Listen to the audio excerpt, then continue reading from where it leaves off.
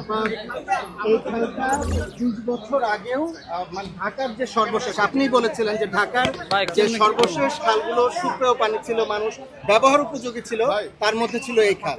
মাত্র 20 বছরে কি এমন হলো যে আপা এই খালটার এখন এই অবস্থা? আমরা মাঝখানে, খালের মাঝখান দিয়ে আমরা কিন্তু আপনাদের অনুষ্ঠানে এসেছি, আমাদের কোনো সমস্যা হয় নাই, মানে কচুরি পানার এর উপর দিয়ে, ময়লা স্তূপের উপর দিয়ে। মাত্র 20 বছরে কেন এই অবস্থা হলো?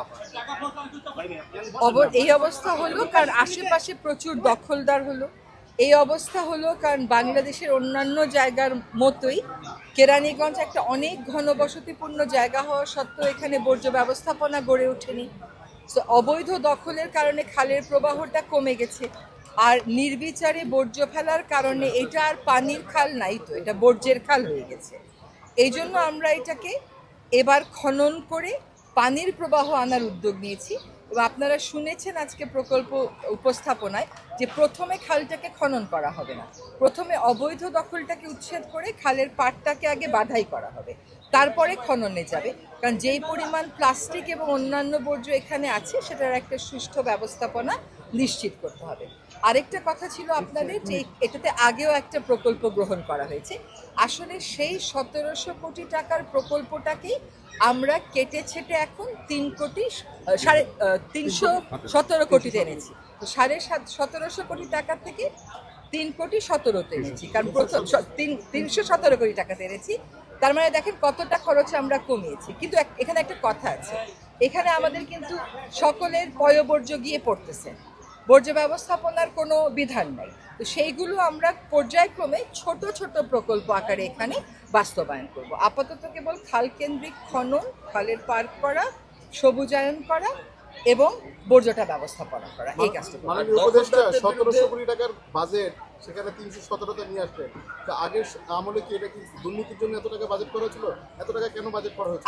আগের আমলে যে বাজেটটা ছিল সেখানে অনেক কম্পোনেন্ট ছিল, সেগুলোর অনেকটাই যে প্রয়োজন তা না, আবার সবটাই যে অপ্রয়োজন তা না।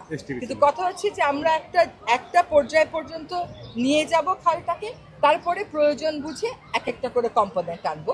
ফলে ওইখানে 1700 কোটি টাকার একটা প্রজেক্ট মনিটর করতে, ম্যানেজ করতেও কিন্তু কষ্ট হয়। আমরা 317 কোটি টাকা দিয়ে কাজটা শুরু করি, এরপরে যদি লাগে আমরা একটা একটা করে কম্পোনেন্ট আনবো।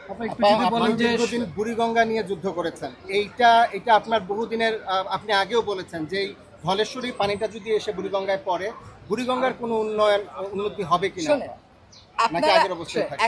বুড়িগঙ্গা আগের অবস্থায় থাকবে, এই কনক্লুশনে কি আপনি যেতে পারেন বাংলাদেশের একজন নাগরিক হয়ে? বুড়িগঙ্গাকে অবশ্যই আমাদের বাঁচিয়ে তুলতে হবে। আমরা 1.5 বছরে বুড়িগঙ্গাটাকে বাঁচিয়ে ফেলতে পারবো? এটা তো সম্ভব না, এটা তো বুঝতে হবে। কিন্তু আমরা যেটা করছি সেটা হচ্ছে যে আমরা একটা কর্মপরিকল্পনা করে ওটা চূড়ান্ত করেছি। এখন বুড়িগঙ্গাতে সমস্যাটা অন্যান্য নদীর সমস্যার চাইতে অনেক বেশি জটিল। সেজন্য কোন দাতা গোষ্ঠী যদি সাহায্য করে তাহলে নানান রকমের প্রযুক্তি ওখানে লাগবে, সেটা আমরা পাবো, আমরা সেই চেষ্টাটা করছি।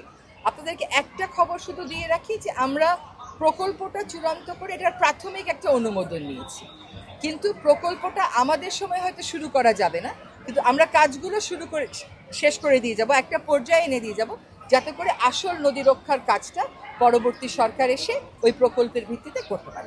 একটু যদি বলেন যে সনদ নিয়ে নানা কথা হচ্ছে এবং বেশ কিছু রাজনৈতিক দল পিআর নিয়ে কথা বলছে, না আমরা একটু যদি বলেন যে